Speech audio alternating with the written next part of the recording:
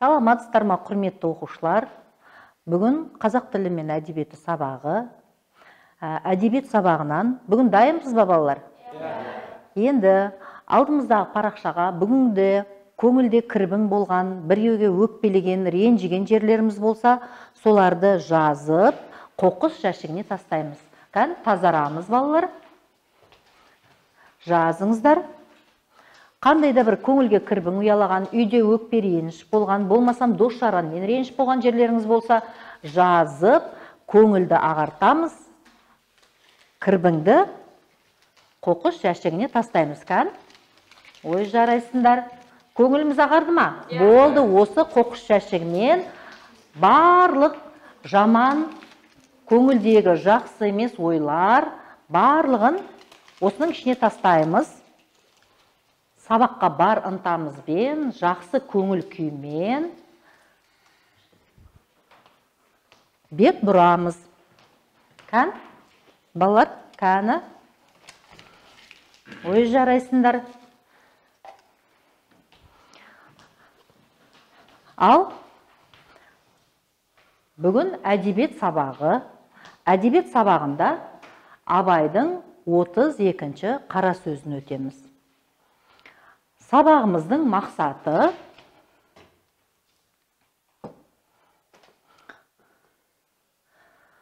шығармадағы авторлық идеяның өмір шындығымен байланысын айқындау. Көрініп тұр ма? Енді біз жүрегімізді тазартып алдық, топқа бөліндік, талап, ақыл, білім 3 топқа бөлініп отырмыз. Енді құрметті оқушылар,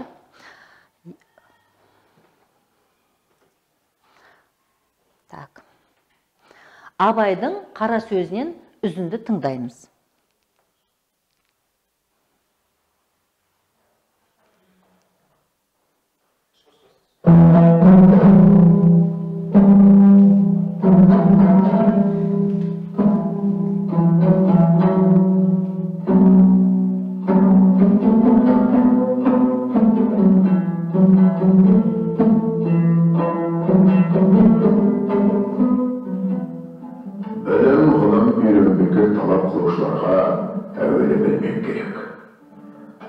Өзінің бір шарттары бар.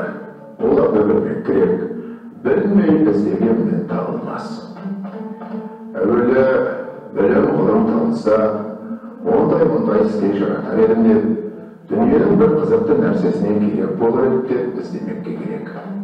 Оның үшін білім ғылымның өзіне ғана құмар, ынтық болып, бір ғана білмектіктің өзін дәулет білсем, және әр білмегеніңді білген уақытта көңілде бір рахат, хузур, хасид болады. Сол рахат білгеніңді берік ұстап, білмегеніңді тағы да сондай білсем екен деген үміттенген құмар, махаббат пайда болады. Содан әрбір естігеніңді, көргеніңді, көңілің жақсы ұғып, анық өз суретімен ішке жайғастырып алады.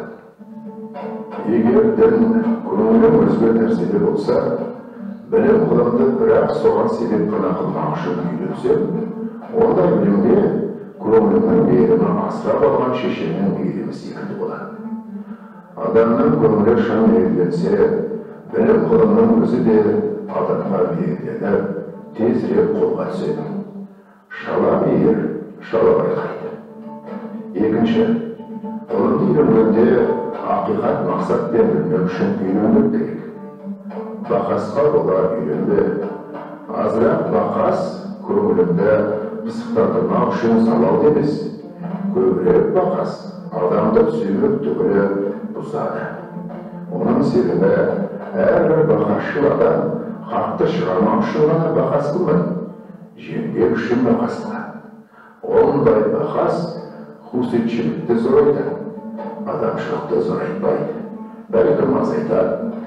Және мақсаты ғылымдағы мақсат болмайды, адам баласын шатастырып, жалған сөзге жеңдірмекші болады.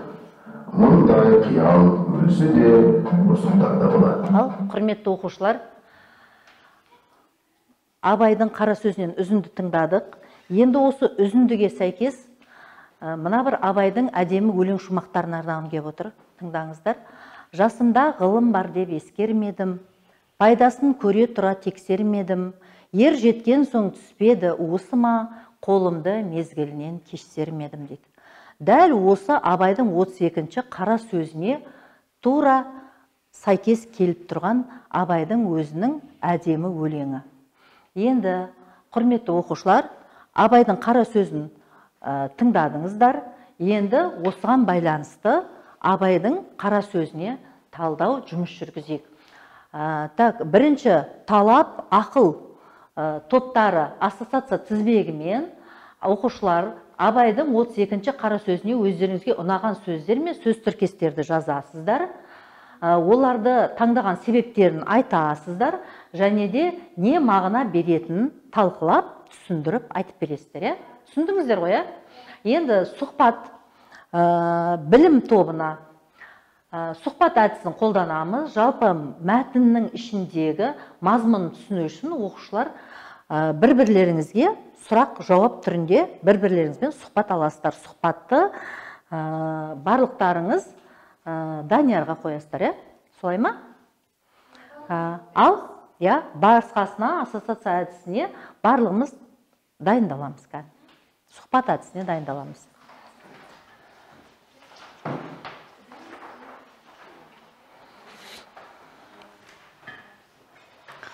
Сұрақтарға дайындаламыз.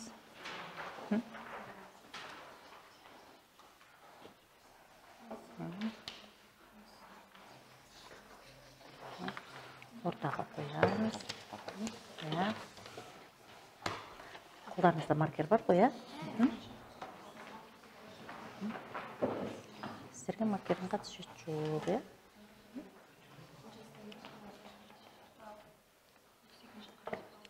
жазыңыздар. Маркермен жазамыз.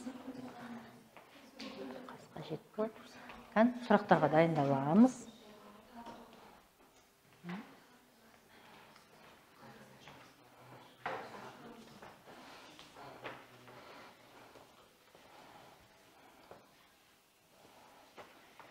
Маркермен сызамыз.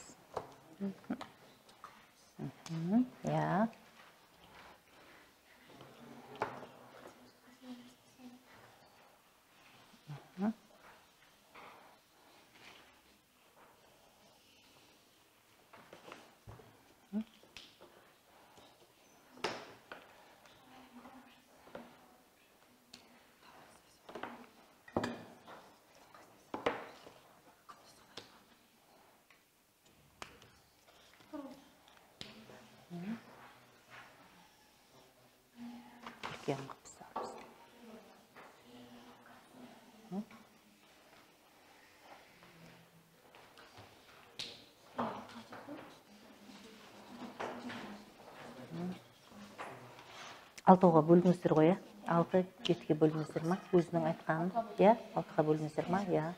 Біріншісі қайсысы? 1, 2, 3, 4. Қазір осыларды қандай неде жазғанымызды, мақсатымызды, мағынасын түсіндіреміз. Жақсы.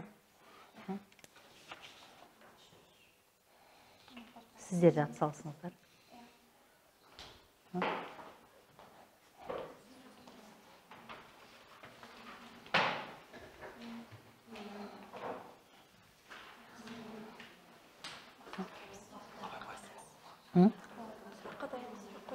Дайынсыздар ма?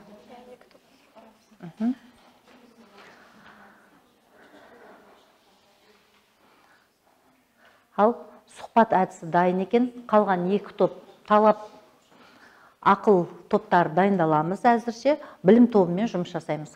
Сұхбаттарыңыз дайын болса, қойыңыздар. Кім жауап береді? Данияр, сіз жауап бересіз ба? Сұхбат беру үшін өзің бастайсың. Білім тобы дайын екен. Сұхбат әдісі бойынша микрофонды қолға алып, сұрағыңды бере қой. Ассалаумағалейкум талап тобы. Біздердің білім тобының сіздерге қоятын алғашқы сұрағы 19 ғасырда өмір сүрген ақын ғылымға неге сонша ынтық болды? Жауап бере қойыңыз, Әсел. 19 19 ғасырда өмір сүрген біздің Абай Құнанбаев атамыз бізді білім мен ғылымға жетелегісі келген және де осы армандары орындалып, бізде көптеген ғылымға деген, білімге деген сүйіспеншіліктеріміз артып, бізде осы ғылымдағы тұлғаларымыз барлығы жақсы дамып келе жатыр. Өте жақсы. Тағы да сұрақ қоя қойыңыз. Абай білім ғылым үйренудің еші шартын көрсеткен. Кәні, қайсымыз жауап береміз? Мерей? Гүлмира? Аха, келіңіз. Абай атамыз 6 шартын қойды. Яғни бұл жерде бірінші шарты ғылым мен талап, шала мейірім, анадан туған балаға ол білімнің дамуы. Екіншіден ақиқат пен мақсат, талап пен арманның мақсаты болу керек. Адамдарға жолды шатаспауы. Үшіншіден өзінің құрметтеу. Төртінші екі бұның нұсқаулығы болды. Ал бесіншіден анадан ана туғаннан кейін оны бөле беру. Ал алтыншы ол мінез құлық болып табылды. Мінез құлқы адамның түзу болса, ол өзінің мінезі арқылы көркемдеп сабақ өте алады, яғни оқи алады. Өте дұрыс, Гүлмира. Рахмет. Ал келесі сұхбатты қайсымыз жалғастырамыз? Динара?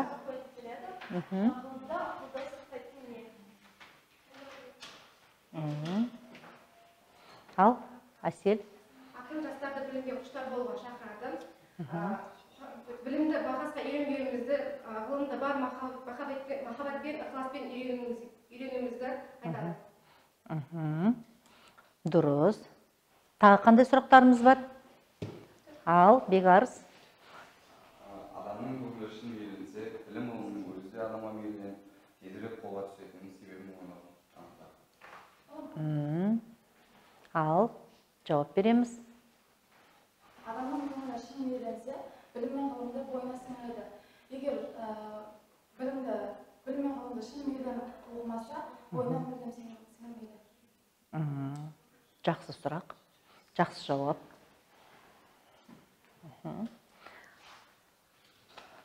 Ал, енді сұхбатымызды біттік. Енді ассоциация әдісі бойынша талап тобы дайын екен. Кәні барлықтарымыздың назарымыз осында тыңдаймыз.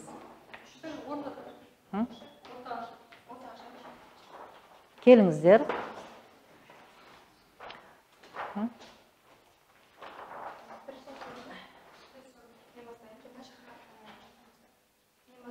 Яғни бізде бұл жерде мақсат пен ақиқат бірге жүреді. Яғни мақсат пен ақиқат дегеніміз адамнан талап ой. Әркімнің өз ортасына байланысты. Мақсат пен ақиқат. Яғни оқып білім алған кезде де өзінің мақсаты мен оның ақиқаты болады.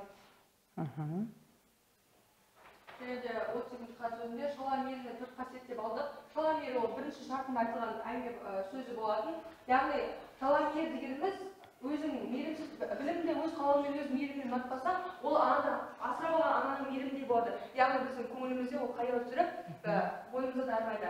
Және де 5-ші шартында айтқандай 4 қасиеті, яғни 17-ші қарасөздің жазып кеткендей 4 қасиетін айтқан. Олар жүректің, ақылдың, талаптың, қайраттың бір жерде тұрақталуы. Осы 4 қасиет бойында тұрақталу арқылы бізден білімді, ғылымды азамат шығады. Бізде келесі 32-ші қара сөзінде бізде ең бастысы бізде ғылым мен білім туралы айтылған. Ғылым, білім біздің әр жеке тұлғамыздың бойымызда бар қасиеттен бірі болуы керек. Абай Құнанбаев атамыз біздің келешекте келе жатқан ұрпақтарымызға осы білімді, ғылымды керемет түрде жеткізгісі келген және де саналы ұрпақтың болғанын қалаған. Осы қасиеттердің бар біздің 32-ші қара сөзден алған мәні, мағынасы бар сөздеріміз. Сөз тіркестеріміз. Жарайды, жақсы. Келісеміз бе, оқушылар? Жақсы. Қан, екінші, сіздердің топтарыңыз дайын ба? Қан, шығыңыздар.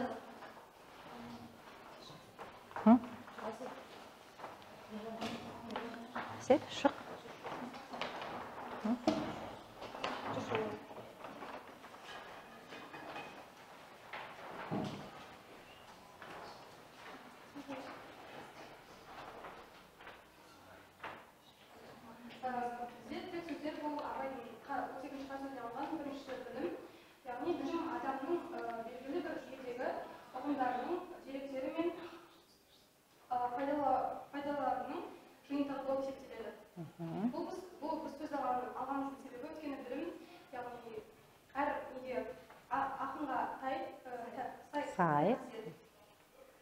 бірінші тек сөз ақылды түрде ойлау мен әрекет ету процесі немесе күй болып табылады. Үшінші ақиқат сөзі шындыққа және шындықты дәлелдейтін фактке сай идеяла түрі. Төртінші мейірімділік бұл басқалардың игілігі үшін қамқор болу, мейірімділік адамдармен, жануарлармен қарым-қатынаста болу деген мағынаны білдіреді. Және де бұл тірек сөздерді алған себебіміз өте керемет мағыналы сөздердің бірі болып келеді. Және де Абай атамыздың 18-ші қара сөзінде берілген мағыналы сөздер. Жақсы, келісеміз ба? Жақсы, өте жақсы. Енді сабағымыздың түпкі мақсаты Абайдың қара сөздерінің өмірмен байланысы болып табылады. Өмірмен қалай байланыстырамыз? Қан? Өмірмен қалай байланыстырсақ болады? Қан? Кімнің қандай ойы, пікірі бар? Білім ғылым арқылы адамның мінезін сипаттаған. Яғни адам өмірде мінезсіз адам жеке тұлға ретінде қалыптаспайды. Білім алу арқылы, ғылым арқылы, оқу арқылы біз дамимыз және өзімізді жеке тұлға ретінде қалыптастырамыз. Осы арқылы біз өзіміздің есімізді жалпы келешек ұрпақта есімде мәңгі өмір сүреді деп айтады ғой. Абай атамыз мәңгі өмір сүруді аңдып, негізі білімнің арқасында, ғылымның арқасында мәңгі өмір сүруді айтып кеткен болатын. Білім ғылымсыз адам өмірде тұлға ретінде де қалыптаса алмайды. Ал сол білім алу үшін, білім алу үшін қандай адамда мінез құлық, талап тілек болу керек? Қан? Айта қойыңыз. Біздегі әр жеке тұлғаның өзіне сай мінез құлықтары болады және де осы мінез құлықтарына сай өздері жеке тұлға ретінде өз-өздерін көрсету арқылы, барлығына өз-өздерін таныту арқылы, өздерін мақсат жаңағы біз айтып өткенде ақиқат мақсаттарына жете алады. Өте дұрыс. Кәні, тағы да не айтсақ болады? Ал Гүлмира айта қойыңыз. Яғни бұл жерде 19-шы ғасырда өмір сүрген кезде адамдарға неге ынтық болған еді. Себебі бұл жерде ол кезде адам қарапайым қазақ болды және де ол кезде білім дегенге ешкімнің көзі ашылмады. Және де Орыс Федерациясы да болды бұл жақта. Сол себепті Абай атамыз адамдардың өзінің талап, ойы, ғылымы болсын деп білімдерді ашқысы келді. Және де ол қазіргі таңда жастарға дейін жетті. Өте дұрыс. Кән, актуальный пікір. Кәні, Бегар, сіз соң қорытындылап кетіңіз, кән, тағы да айтыңыз. Абай атамыздың 32-ші қара сөзінің басты мақсаты, жаңа Гүлмира айтып өткендей, совет өкіметі орнаған кез, қазақты білімсіз, діннен айырып, білімсіз қылып, ұлтын жоқ қылу мақсат еді. Сол кездегі қара сөздің шыққан кездерде сол заманға жақын. Сондықтан Абай қазақтың жастарының болашағын ойлады, және қазіргі бізді де ойлады деп айтсақ болады. Қазақтың білімге деген көзқарасын ашты. Ол жердегі басты мақсат елге, өзіне, өмірге пайда әкелу болды. Біз өмірге пайда әкелу үшін өнер білімді қолайын деп мақсат қоюымыз керек. 32-ші қара сөзінде сол өмірге пайда келтіру, қызығу жайлы айтылған. Егер адам сол пайда келтіремін деп қызықса, өнер білімді қолайын деп өзіне мақсат қояды және өнер білімді жақсы игереді. Отанына да пайдасын тигізеді. Ой, бәрекелді, керемет сөз. Енді отыра қойыңыз. Енді қорыта айтқан кезде осы заманға актуалды ма Абайдың қара сөздері? 32-ші қара сөз. Әбден актуалды, я. Өнер білім жоқ жерде, ол жерде не болады? Хаос болады. Өнер білім бар жерде еліміз өркендейді, өседі. Мына егеменді еліміздің ертеңі сіздер өсіретін, білім алатын, жарық кереметтей осы алдыңғы қатарды елдердің қатарына қосатын сіздер. Рахмет сіздерге. Енді сабақтың соңында Сұлтанмахмұт Торайғыровтың қараңғы қазақ көгіне өрмелеп шығып күн болам деген әрбіріңізге осы сөз сіздерге девиз болу керек. Қорытындылай айтқан кезде енді Абайдың 1-2 шумақ 8 аяқ өлеңімен қорытындыласақ сабақты. Кән, айта қойыңыз. Алыстан селмей жүректен жүрек, шымырлап бойға жайылған, қиуадан тауып, қисынын тауып, ағына жетіп қайырған, қолға отырсаң қызыл тіл, сөйлеймін десең өзің біл. Өткірдің жүзі, кестенің бізді, өрнегін сендей салмас. Білгенге мажан, білізге арзан, адамдар баққа алалмас. Қиналма бекер жүрмен жақ, көңілсіз құлақ, ойға олақ. Басында ми жоқ, өзінде ой жоқ, күркшіл кердең адамның. Көп айтса, көңді жұрт айтса, болды әдеті адамның. ойда қайрат, ойда көз болмаған соң айтпа сөз. Ой, бәрекелді. Қаның ашиды жаның мінездерін көргенде, жігерден, сілкін, қайраттан, беркін деп насихат бергенде, ұятсыз арсыз салынан, халық кетер артынан. Болмасын кекшіл, болсайшыл, көпшіл, жан аямай кәсіп бол, орынсыз ыржаң, болымсыз қылжаң, болама дәулет нәсіп бол. Еңбек қылсаң ерінбей, қояды қарның тіленбей. Егіннің ебін, сауданың тегін, үйренді ойлап мал ізде. Үйренді ойлап мал ізде, адал бол, байрап, адам бол, мал тап. Қуансаң қуан сол кезде, біріңді қазақ, біріңді оз, көрмесең істің бәрі боз. Малыңды жауға, басыңды дауға, қор қылма қорға сатылас. Өтірік ұрлық, үкімет зорлық, құрысын көзің ашылмас. Ятың арың оясын, бұл сөзімді ойлансын. Тамағы тоқтық, жұмысы жоқтық, аздырар адам баласын.